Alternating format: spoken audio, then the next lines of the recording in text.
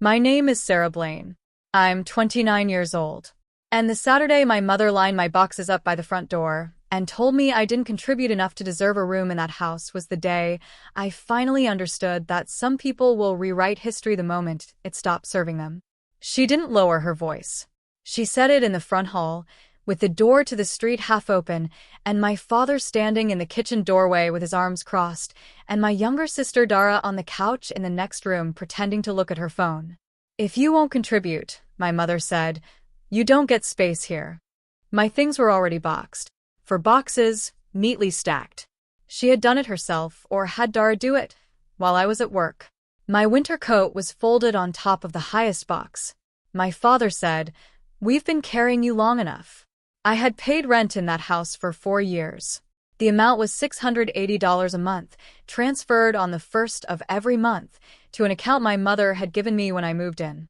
I had never missed a transfer. I had never paid late. I did not say any of this. I picked up my coat. I picked up 2 of the boxes. I left the other 2 on the step and drove to my apartment, which I had been renting across town for 14 months, and which my mother had visited exactly twice. I sat in my car in the parking lot for a few minutes before I went inside. The engine was still running. My hands were on the wheel. What none of them knew was that my name was the only name on the lease for that house. Not my parents' names. Mine. And the renewal window had opened 3 days before. I want to tell you the full shape of how we got there, because the boxes in the front hall didn't come from nowhere. That moment was the end of a long, patient accumulation, and if you're going to understand what I did, and why I did it the way I did, you need to know where the weight had been building. My parents moved to Creston, Indiana, from a smaller town further north, the year before I started high school. My father worked as an operations supervisor for a regional distribution company. My mother had worked in insurance claims processing until Dara was born, then shifted to part-time bookkeeping work she did from a house. The move to Creston was supposed to be a fresh start, bigger house, better school district, closer to my mother's sister. The house on Fenwick Lane was a rental, a 2-story with a finished basement and a backyard that backed up to a chain-link fence and a small commercial lot, but it had space and light, and my mother had liked the kitchen. I was 14 when we moved in. Dara was 9. The first thing I understood about that house was that it was rented from a private landlord, not a property management company. His name was Gerald Mast, and he lived 40 minutes away in a town called Ardsley, and he had owned the Fenwick Lane property since the mid-90s. The lease was a standard 1-year agreement, renewable annually. My parents signed it. My mother handled the renewal each year. The rent was $1,240 a month, which was below market for the size of the house and the neighborhood, and Gerald Mast had never raised it more than $30 in any given year. I left for college at 18, a state university 3 hours south, where I studied supply chain management. I had a small academic scholarship, and I worked 20 hours a week at a campus copy center to cover the rest. I graduated in 4 years with a 3.71 GPA and no debt beyond a $6,200 federal loan I started paying down immediately. I took a position at a logistics coordination firm in Creston called Aldrin Group, which meant I came back to the same city I'd grown up in, partly because the job was good, and partly because rent was reasonable, and partly because I thought proximity to my family was still worth something. I found a 1-bedroom apartment on the west side of Creston. The commute to Aldrin Group was 19 minutes. I settled in. I built a life that was small and deliberate and mine. And then Dara moved back. Dara had gone to a 2-year culinary program in Columbus, met a man named Owen, and moved with him to a city in Michigan. That relationship ended after 2 years. She came back to Creston on a Tuesday in March, the year I was 25, with 2 duffel bags and a cast on her left wrist from a fall on ice, and she moved into the room she'd had as a teenager. My mother cooked for her. My father drove her to her follow-up appointments. The family reorganized itself around her, return the way a household reorganizes around someone who has come home needing care. I don't hold that against anyone. Dara had been through something difficult, and she needed a soft landing. What I noticed quietly over the following months was the way my parents' attention redistributed. Not in a pointed way. Not cruelly. It was more like a gravitational shift. Dara was present, immediate, visible, and her needs were obvious and expressed. Mine were not because I was fine. I was always fine. Being fine was the thing I was best at. My mother called me less that year than she had the year before. When she called, she spent most of the call talking about Dara, how Dara was settling in, what Dara was applying for, whether Dara seemed better. I listened. I asked questions. I did not register a complaint. In the summer of my 26th year, something shifted in the Fenwick Lane lease. Gerald Mast called my father to discuss the upcoming renewal. My father, who had managed the lease for 10 years by this point, was traveling for work, a 3-week run of site visits across the Midwest that I'd heard him mention the week before. My mother said she would handle it. But the call from Gerald Mast came on a Wednesday afternoon when she was out at a doctor's appointment with Dara, and when Gerald reached the house and got no answer, he tried the secondary contact number on the lease. That number was mine. I had been listed as an emergency contact for 7 years since I turned 18 because my parents had put me there and I had never thought to remove myself. Gerald Mast explained the renewal terms. He was raising the rent by $40 to $1,280, and he needed a signature by the end of the following week. He asked if I could handle it, since he had my number and I was local. I said I would talk to my parents. My mother, when I reached her that evening, said she was tired and could I just go ahead and sign it. She trusted me. Just don't let the renewal lapse. My father, when I reached him, said the same thing. He was between meetings in a hotel in Akron. He said, "Thanks, Sarah, you've got it." I went to Gerald Mast's office the following Thursday and signed the renewal. The lease listed one tenant, Sarah Blaine. I didn't think about it much at the time. It was a signature. My parents trusted me. I'd grown up in that house. The situation made a casual kind of sense, and I was 26 and practical, and the renewal needed to happen, and I was the one who happened to be there. What I didn't fully reckon with, what I should have thought about more clearly, was what it meant to be the named tenant on a lease for a house where you did not live. I was renting my own apartment across town. I was the legal tenant of a house on Fenwick Lane where my parents and my sister lived. I renewed it again the following year, and the year after that. Each time, Gerald Mast called the secondary contact number. Each time, my parents were either unavailable or simply grateful that I handled it.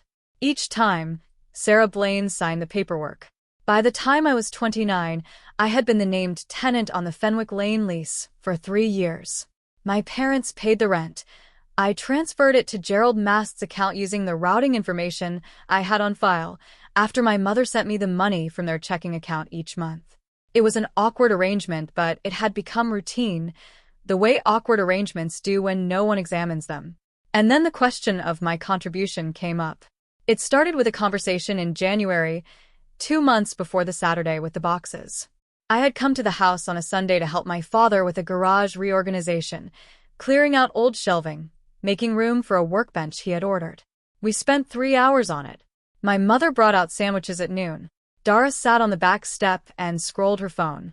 At some point during the afternoon, my mother mentioned that she was thinking of asking me to cover a portion of the grocery costs. She said it casually, in the middle of talking about something else, the way she floated ideas to see if they would land. She said I ate meals there frequently enough that it seemed fair. I did eat meals there. I came for Sunday dinners. Maybe twice a month. I came on a weekday evening if I was in the neighborhood, and my mother called to say she was cooking. I was not eating there frequently enough to represent a meaningful grocery cost. I knew the actual numbers. I worked in supply chain logistics. I understood unit costs. I said I'd think about it. In February, my mother raised it again more directly. She said the household costs had gone up. She said Dara was between jobs. She said I was doing well at Aldrin Group. She'd heard me mention a raise, and it made sense for me to contribute more formally. I said I already contributed by handling the lease administration, which saved them the inconvenience of managing the renewal themselves. She said that wasn't the same as financial support. I said I would think about it. In March, 3 weeks before the Saturday, my father sat me down at the kitchen table after a Sunday dinner. He had a piece of paper in front of him. He said he and my mother had worked out a proposal. The proposal was that I would contribute $400 a month to the household, starting in April. He said it wasn't a large amount for someone at my income level. He said family meant helping each other. I looked at the piece of paper. It had my name at the top and a line item for my monthly contribution and a note at the bottom that said reviewed with Mom. I said, Dad, I handle your lease administration every year. I am the named tenant on this house. He said, That's paperwork, Sarah. Anyone can sign paperwork. I said I would think about it. I drove home that night and opened my laptop and looked at the lease documents I had filed. 3 signed renewals. My name, my identification, my contact details. A legal tenancy in a house where I did not sleep. I did not call an attorney that night. I sat with the information, and I thought about it for a week, the way I thought about most things, carefully without making a decision until I understood the full shape of what I was deciding. The following Saturday, my mother called my boxes out. I need to tell you exactly what happened between the boxes on the step and the landlord's phone call, because the 2 weeks in between were not idle. I brought my things inside my apartment, and I unpacked what I needed and left the rest in the boxes. I ate dinner. I went to work Monday morning. On Tuesday, I called Gerald Mast. Gerald Mast was in his late 60s, a plain-spoken man who had owned rental properties for 30 years. I had met him in person twice, once to sign the first renewal, once when he had stopped by the Fenwick Lane house to check on a repair. He was not unkind. He was also not sentimental about business. I explained the situation to him carefully. I told him I was the named tenant on the Fenwick Lane lease. I told him that the occupants of the property, my parents and sister, were not listed on the lease. I told him that I had been named as tenant as a matter of convenience 3 years prior, and that the arrangement had continued through subsequent renewals. He was quiet for a moment. He said, So you're the tenant of record? I said, Yes. He said the upcoming renewal was in 19 days. I said I was aware of that. I said I wanted to understand my options. Gerald Mast, to his credit, was direct. He said the lease was in my name. I had the right to renew it or not renew it. If I chose not to renew it, the current occupants, who were not listed tenants, would need to enter a new lease agreement with him directly, which would require a standard application, current income documentation, and a credit review. He said he had no objection to renting to my parents if they qualified. He said he would need to do the paperwork either way. I said I understood. I said I would let him know my decision before the window closed. I did not call my parents. I went back to work. I filed a quarterly logistics report that was due on Friday. I went to the farmer's market on Saturday morning and bought coffee and bread and came home and read on my couch for 2 hours. On Sunday, I did not go to the family dinner. My mother called at 6:14 p.m. I did not answer. My father called at 7:02 p.m. I texted him, Not up for it tonight. Hope dinner was good. On Monday, I called Gerald Mast and told him I would not be renewing the lease in my name. I told him I would like to facilitate a transition if possible, that if my parents could complete a new application and qualify, I had no objection to the tenancy continuing. Asked if he could send the new application directly to the house. He said he would. I texted my father that evening. I said, Gerald Mast is going to send a new lease application to the house. The current lease is in my name. I'm not renewing it. You'll need to apply directly. Let me know if you have questions. He called me within 8 minutes. My father's voice on the phone had a quality I had not heard from him often. It was not loud. It was the particular tone of someone who has just understood something they should have understood a long time ago and is deciding in real time whether to be honest about that. He said, I didn't realize the lease was in your name. I said, It has been for 3 years. He said, How did that happen? I told him. I told him about Gerald Mast's call when he was in Akron and my mother was at the doctor. I told him about signing the first renewal and the second and the third. I told him that I had been the named tenant on the Fenwick Lane property since I was 26 years old. He was quiet. I said, Dad, I'm not doing this to cause a problem. I'm not trying to displace you or put you in a difficult position. But you and Mom asked me to contribute more, and you did it by putting my things in boxes, and I need you to understand that the actual contribution I've been making for 3 years has been carrying the lease on your house. I can't keep doing that and also be told I'm not doing enough. He said, Sarah. I said, I want you to apply for the lease. Gerald seems willing to work with you. I genuinely hope it goes through. He said, what if it doesn't? I said, then that's a problem you'll need to figure out with Gerald. I'll help you find other options if it comes to that. But I can't keep being the named tenant on a house where I was told I don't deserve space. He didn't say anything for a long moment. Then he said, your mother didn't know about the lease. I said, I know. He said, she thought it was just paperwork. I said, a lot of what I do looks like just paperwork from the outside. He said that again, not out loud. I could tell by the silence that he was turning it over. Then he said, I owe you an apology for the boxes. I said, you do. He said, I'm sorry, Sarah. I said, thank you. We stayed on the phone for a few more minutes. He asked about my week. I asked about his. Before I hung up, he said he would talk to my mother. I went to bed that night and slept well, which I hadn't done since the Saturday with the boxes. The application my parents submitted to Gerald Mast came back with a complication. Gerald called me 2 days later, not because he was obligated to, but because my name was still on the current lease and he was a methodical man who wanted everyone informed before he took a next step. He told me that my parents' application had been reviewed and that the household income, adjusted for their current situation, my father's partial retirement income, my mother's part-time bookkeeping, fell below the standard threshold he used for the property size and rent amount. He said he could make it work if they could provide a cosigner. I let that sit for a moment. Gerald said, I imagine you've already thought about whether you want to do that. I said I had. I told him I was not in a position to co-sign a new lease at this time.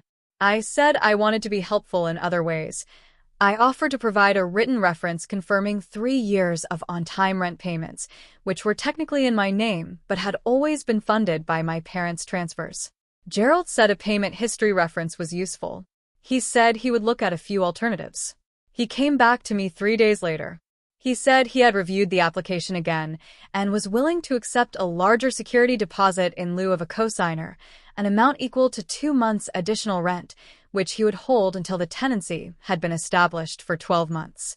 He said it was not standard practice, but he had known the family through the property for over a decade, and he wanted to find a way to make it work. My parents agreed. The new lease was executed in my parents' names. I was removed as tenant of record.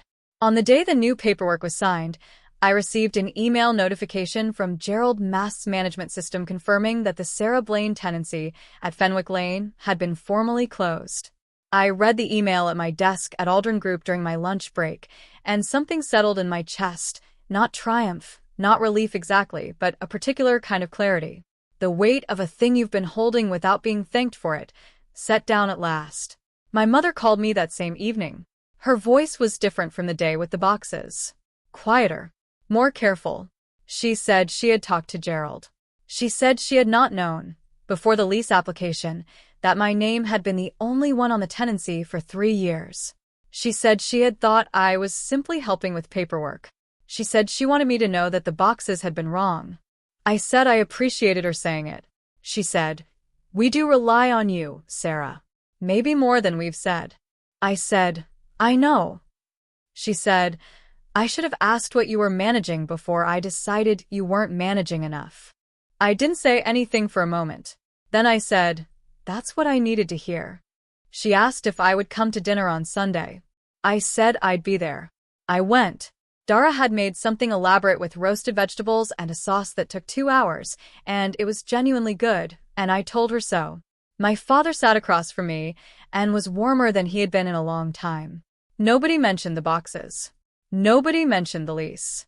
We talked about the spring, about the road construction 2 blocks over, about a documentary my father had been watching. It was an ordinary dinner. That was the thing. The ordinary was what I had wanted all along, not acknowledgement in the form of a ceremony or an apology with an audience, just a dinner table where I was a person who had chosen to come rather than a resource that had been expected to show up. There were things that shifted in the months after. Dara found a position at a restaurant group that was opening a second location in Creston. The hours were long, and she complained about them freely, which meant she was settling in. She texted me occasionally, not about anything significant, just forwarding things she thought I'd find funny, which was a different register than we'd had before. I texted back. My father's partial retirement income was supplemented when he picked up a consulting arrangement with his former employer, 2 days a week, remote, enough to stabilize the household finances without leaning on anyone else. He mentioned it at dinner one Sunday in a tone that suggested he was telling me specifically, not the table. At Aldrin Group, I was offered a project lead role on a new regional coordination contract that had come in from a transportation client. My direct supervisor, a methodical man named Paul Okafor, walked me through the scope and asked if I was interested.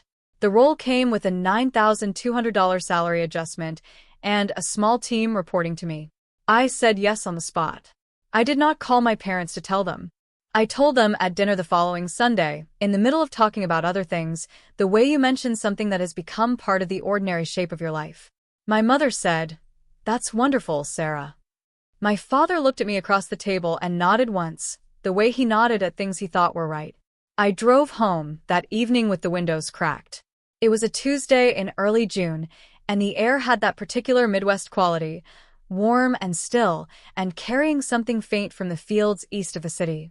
I stopped at a light and thought about the boxes on the step and the phone call with Gerald Mast and the lease application and all the administrative machinery of those few weeks, and I thought about how none of it had been spectacular. There had been no room full of witnesses. There had been no document produced at the worst possible moment for maximum effect. There had been a quiet conversation with a landlord, a careful phone call with my father, and a lease that had been restructured because the arrangement had finally been named. Sometimes the thing that changes everything is just a thing that gets named. I still go to Sunday dinners. Most of them, not all. The difference between most and all turns out to matter more than I would have guessed. I still drive past Fenwick Lane sometimes on my way across town. The chain-link fence is still there. The backyard still has the same quality of light in the late afternoon, low and golden, and a little melancholy in the way that backyards from your childhood always are. It's my parents' house now, legally and formally. They pay the rent. Gerald Mast sends them the renewal paperwork in December. The administration of that household is no longer threaded through my life like a wire I had stopped noticing. I think about the version of me who signed that first renewal at 26, standing in Gerald Mast's office with a practical problem and a family that trusted her to handle it. She wasn't wrong to sign it. She was capable and available, and it needed doing. What she didn't do was tell anyone what she had signed. That part, the not saying, was the thing that let the weight accumulate. Competence is not the same as consent. Being able to carry something doesn't mean you've agreed to carry it indefinitely. Those two things look identical from the outside, and they feel identical for a long time, right up until the moment someone tells you that what you carry doesn't count as contribution. That's when you put it down and let the room understand the difference. Before you go, I want to ask you something specific. The moment the lease application came back with the income shortfall and Gerald Mast asked about a co-signer, Sarah had a real choice.